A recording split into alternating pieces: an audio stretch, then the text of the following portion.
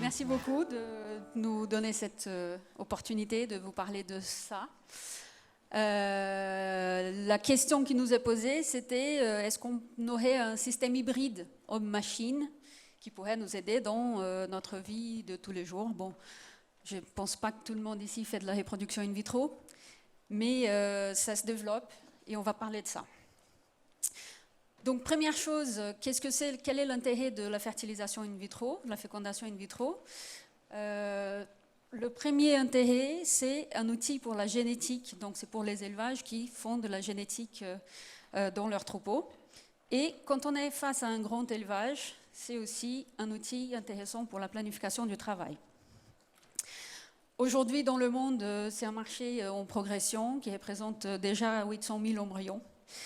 Mais qui reste toujours en croissance. Juste pour vous rappeler ce que c'est, ça consiste à récupérer des ovocytes dans des ovaires de vaches, mettre ça en maturation in vitro, ensuite féconder in vitro et cultiver pendant 7 jours jusqu'au moment où on aura des blastocystes prêts à être transférés dans une vache. Les problèmes sur le terrain, c'est qu'il y a plusieurs freins. Un faible rendement de la technique, des taux de gestation assez variables et les embryons qui sont produits in vitro sont plus sensibles à la congélation que des embryons produits in vivo. Il y a plusieurs raisons pour ça. Une des raisons qui est la plus facile à développer pour nous, c'est le système de classification de ces embryons qui est jugé aujourd'hui assez insuffisante. Et c'est là-dessus qu'on a décidé de travailler. Donc juste avant de vous parler de notre idée, je vous fais un rappel rapide sur ce que c'est la classification aujourd'hui.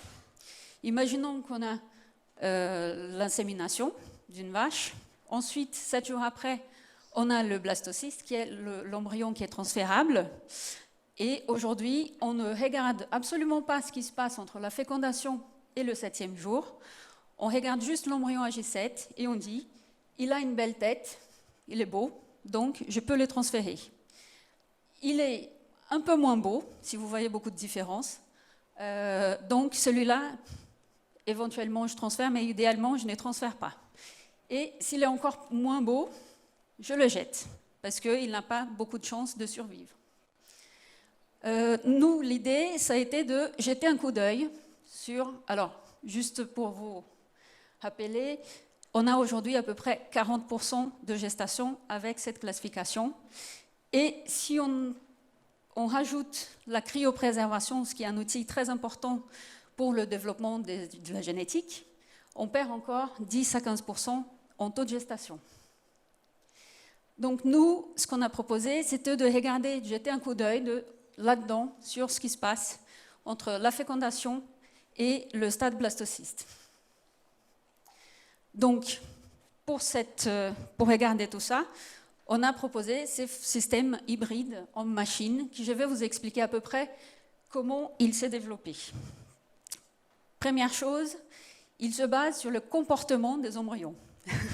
Déjà, in vitro, AJ1, ils ont un comportement. Donc, on fait des photos toutes les 15 minutes, on met ça bout à bout, on fait un time-lapse et on observe ces comportements pendant ces tout premiers jours de leur vie. Notre objectif avec cette classification, ce n'est pas de hiérarchiser les embryons, mais plutôt d'accepter qu'il y a des différences et qu'on peut traiter différemment les différents types de comportements. Donc, est-ce qu'on peut faire le... Donc, je vous ai mis ici une vidéo d'un embryon qui a lu nos bouquins de biologie. Il a appris et se développe parfaitement comme on nous décrit dans la littérature. Par contre, en regardant quelques centaines de vidéos, on a vu que tous les embryons ne se développent pas comme ça et que les parcours sont très variés. Et donc, il y avait peut-être quelque chose à faire sur ces parcours variés des embryons. J'attends quand même pour que vous voyez un blastocyste, c'est très beau. Peut-être que ce sera la dernière fois de votre vie.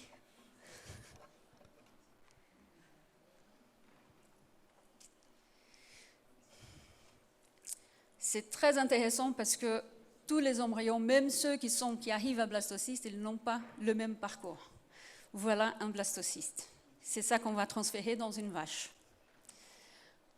Donc, en regardant ces centaines de vidéos, on a vu qu'on pourrait générer des grandes familles de trajectoires. Et donc, on a vu qu'il y avait 4 types d'embryons qui n'arrivaient jamais à donner un blastocyste. Donc, pour l'instant, ce n'est pas ce que nous étudions aujourd'hui. Et 4 autres catégories, même s'ils sont inclus dans notre modèle de base, et 4 autres catégories qui font des blastocystes de différentes qualités morphocinétiques.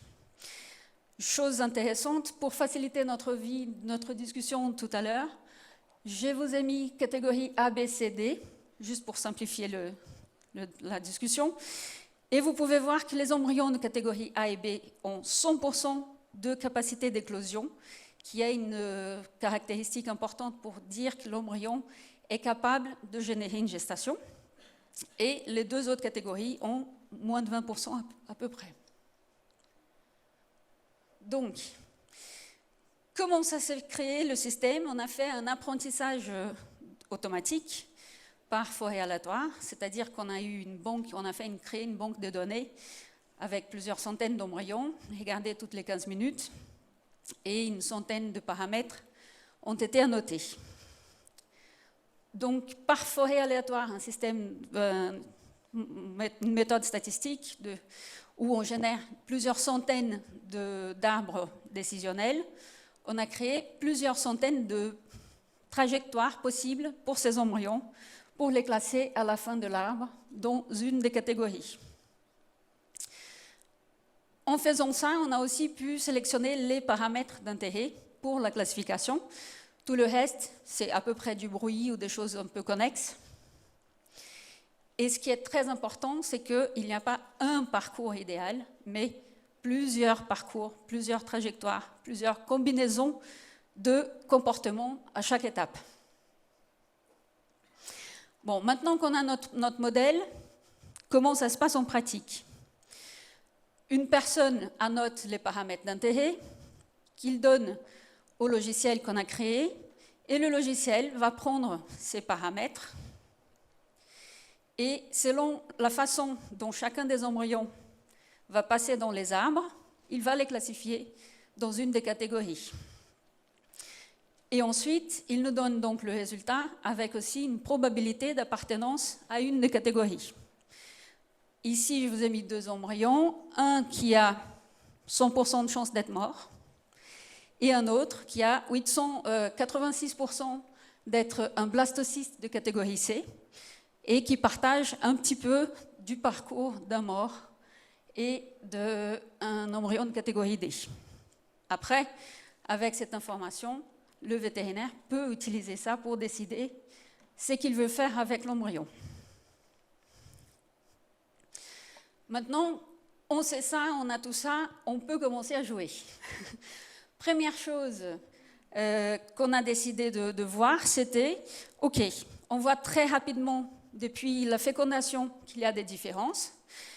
À partir du 4e jour de vie, l'embryon, il prend les rênes de son développement, il ne vit plus sur les réserves de sa mère. Donc, est-ce que ce développement initial va impacter la façon dont l'embryon prend les rênes de son développement?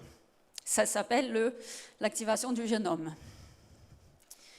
Donc, ce qu'on a vu, c'est qu'il y a la catégorie D qui se sépare clairement des autres catégories et les autres qui sont un petit peu proches.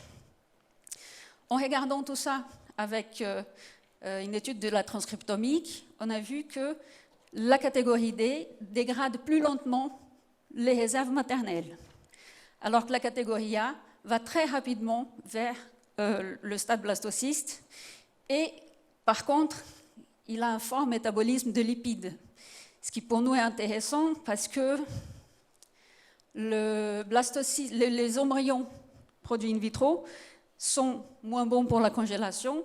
Une des raisons, c'est parce qu'ils ont beaucoup de lipides. Donc, on a peut-être une piste là-dedans. Deuxième question qu'on s'est posée, c'est OK, donc une fois qu'on a ces catégories, on peut voir s'ils réagissent différemment à la cryopréservation. Et là, on a vu quelque chose de très intéressant. Les embryons A et B, je vous ai dit au départ, en bleu clair, ils avaient 100% de capacité d'éclosion en frais. Dès qu'on les congèle, ils perdent énormément de capacité de congélation en bleu foncé. Le C et le D, c'est l'inverse exactement. Après congélation, ils sont très bons à éclore. Sauf que le C, il survit moins bien. Maintenant, on commence à tester en gestation. Et ce qu'on voit, c'est que la catégorie D, qui est très bonne à éclore après congélation, pour l'instant, on a 100% de gestation avec ces embryons. L'embryon A, qui était censé être excellent en frais, il est bon, mais il n'est pas excellent. Et l'embryon C, qui est moins bon à survivre, il donne les moins bons taux de gestation.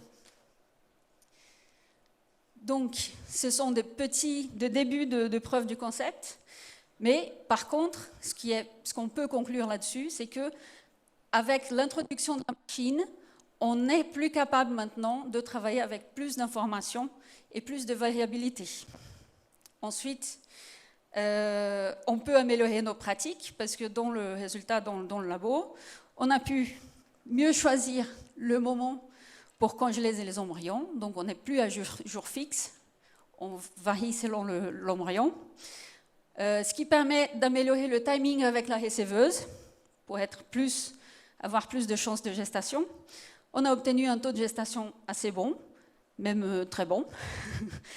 Et on a une possibilité de choisir ce qu'on veut faire avec les embryons, si on veut les congeler, transférer en frais et traiter peut-être avec différents milieux les différentes catégories. Voilà, merci beaucoup. Maintenant, on essaye juste de passer à l'automatisation complète pour être moins chronophage. La prochaine étape.